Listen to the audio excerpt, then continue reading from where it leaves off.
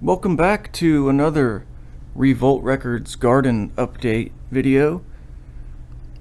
This year, 2021, has been exponentially greater in the work that I put into the garden and the harvest that I got out of that compared to last year, the first year that I was messing around doing gardening. But this year I took it a lot more serious, and so I've got some footage here from August, and I made a lot of raised rows, and I planted a lot of stuff, doing a lot of different experiments with what grows good. And I've got some pictures of I've got some pictures of stuff that I harvested. And the okra did really well. The yard-long beans did really well. I made this trellis for them. The cucumbers didn't do so good this year. I still managed to get a few small ones. They just kept getting ripped up, eaten up. And then the squash borers, these little green caterpillar things, were devastating a lot of stuff. The vine crops mostly. So that would be like the cucumbers, the pumpkins, the squash, the watermelons. But here I got a couple cucumbers, not bad, up on the Viking lattice. I got sunflowers. I started experimenting with putting flowers in. The flowers and herbs, I never thought that I would be interested in growing flowers, but from what I read, to help the vegetables, because of all the pests, the bugs and the squirrels and stuff like that, the different flowers like sunflowers and the marigolds and lavender and different herbs like basil and peppermint. I got some spearmints from the nursery.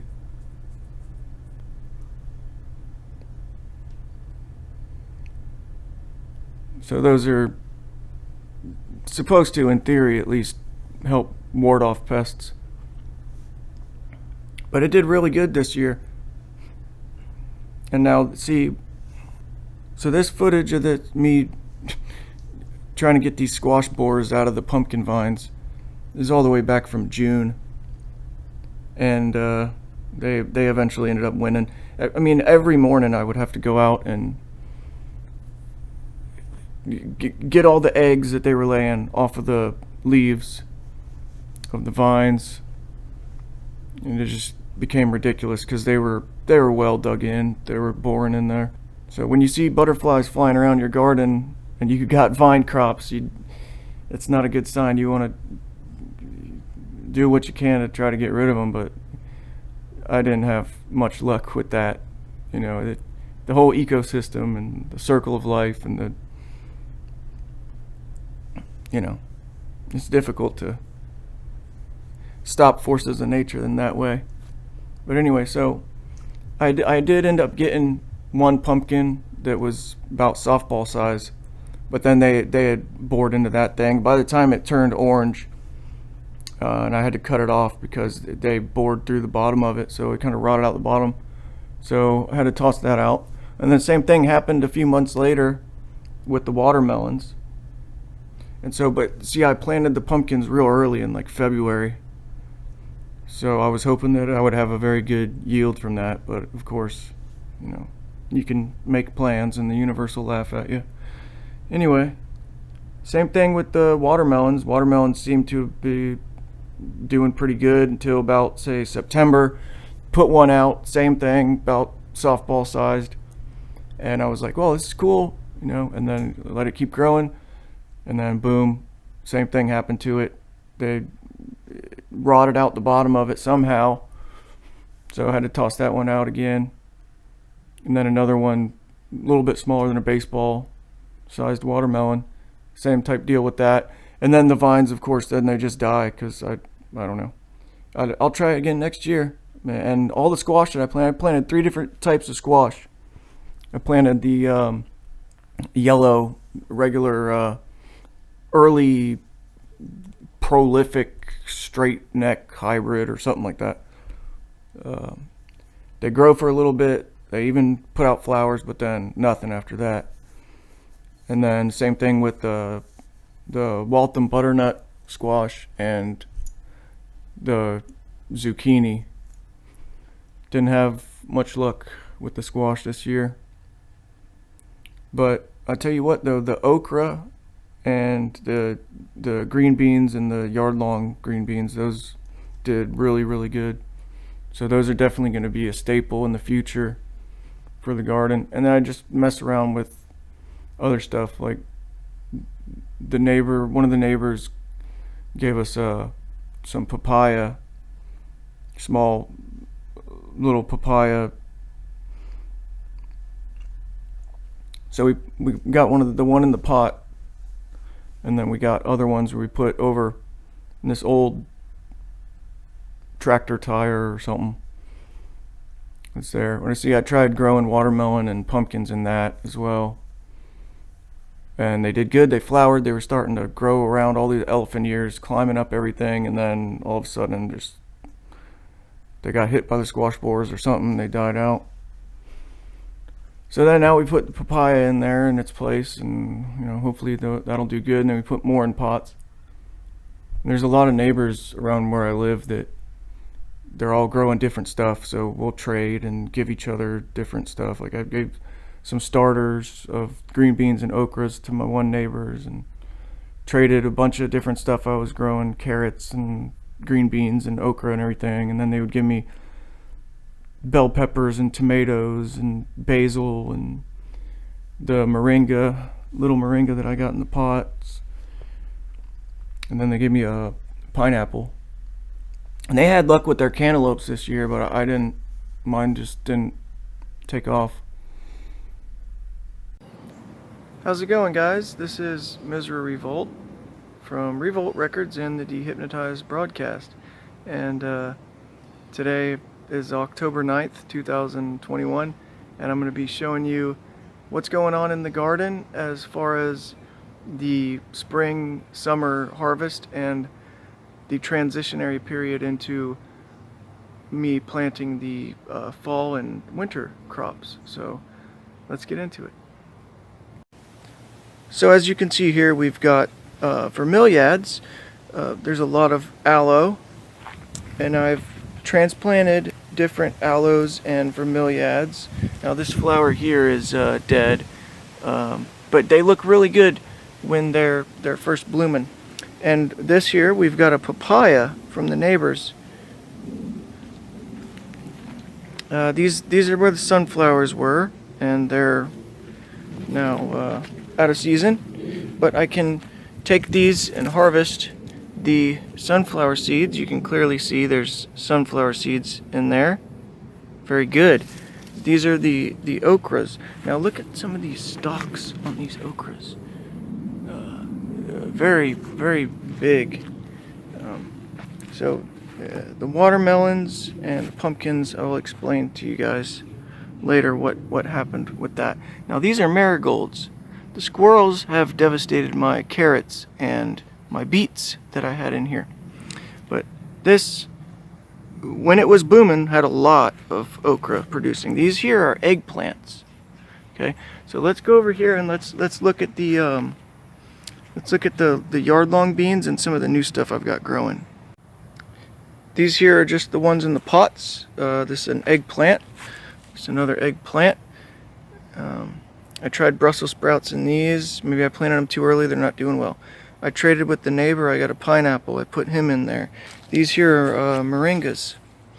So we're going to step over and we're going to check this out because they're still producing here. Look, I mean, it's a nice size okra here, ready to be picked. Another okra here, ready to be picked. The end of the season. There's another okra, and look at these.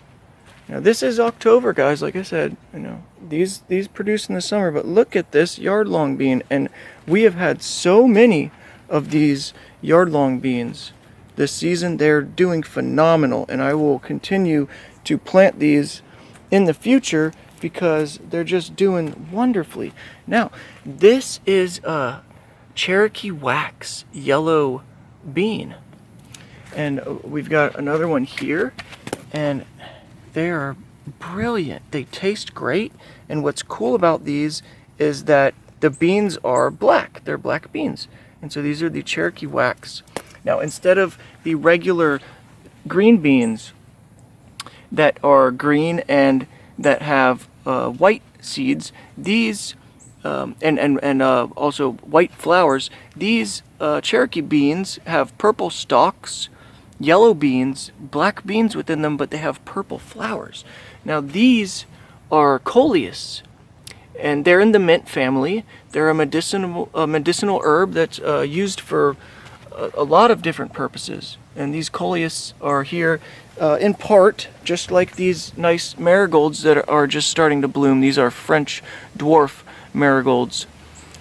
They help ward off pests, as well as the basil and the spearmint that I have here to help ward off pests, such as those those infamous squirrels that love to attack my crops. Let's look at this. You can see here slightly, ever so slightly, if it would focus, that this is one of the beans. It's a purple flower, and the Cherokee beans.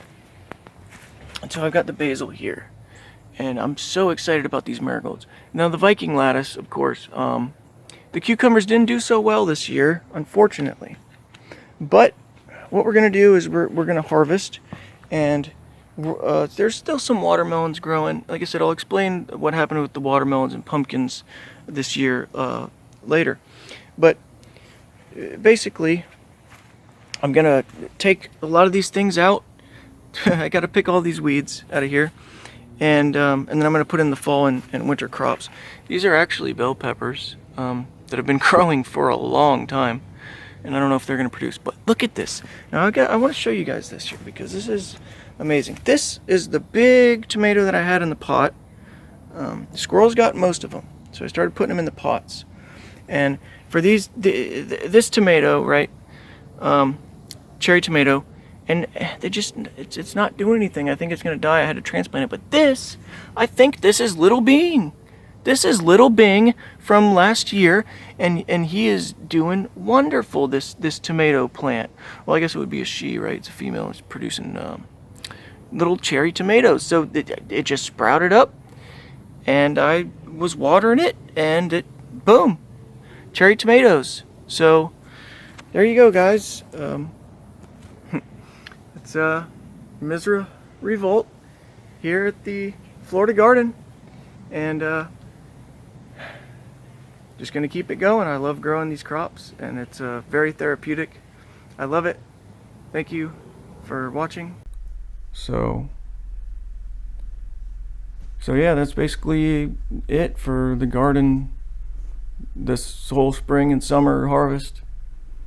And like I said, I gotta get the fall and winter crops in there, and I had an early start on getting the carrots and beets in, but damn squirrels or whatever came in and ripped all of them out, and they were doing good too. I got rainbow carrots. There's a different colored carrots, like they got like red, yellow, black, orange, white carrots. And I've got some different types of radishes too now for the fall winter crop. So I gotta redo that now and put more beets in, and we'll see what happens. I mean, last winter they devastated everything. I had some good broccoli and kale growing, and once they started to get, start taking off and getting big, the squirrels just came in and ripped them out because they're looking for food in the winter, and turnips and radishes, do good. The carrots, the root crops, they like the colder weather. Not that it gets that cold in Florida, but So anyway, thanks for watching, and I will do another update for the fall winter crops. I got all kinds of stuff. I mean, I got probably over 50 different kinds of crops, vegetables and herbs and flowers and all that kind of stuff. So I got a big old bag with all kinds of different seed packets and stuff like that. So I would encourage everyone to, if you're interested in starting, just start small with something that's easy. Do a little bit of research and something that grows good in the area where you live, and that will be that can be well acclimated, or that will thrive in whatever climate that you live in. A lot of stuff grows here in Florida, and it's really good. So I would encourage you guys to, just give it a shot. It takes a lot of work and trial and error, but it's well worth it, and it's really rewarding, and it just feels so great to eat food that you grew yourself, that you put the time in, and it's really really uplifting feeling when you can go out there. And I was having, during the summer, I was getting stuff almost every day out of there, just going and picking okra or green beans or whatever for a good couple months there. It was pretty much every day, and it's only gonna keep growing from here. So alright guys, thanks for watching. I'll catch you on the next one. Peace.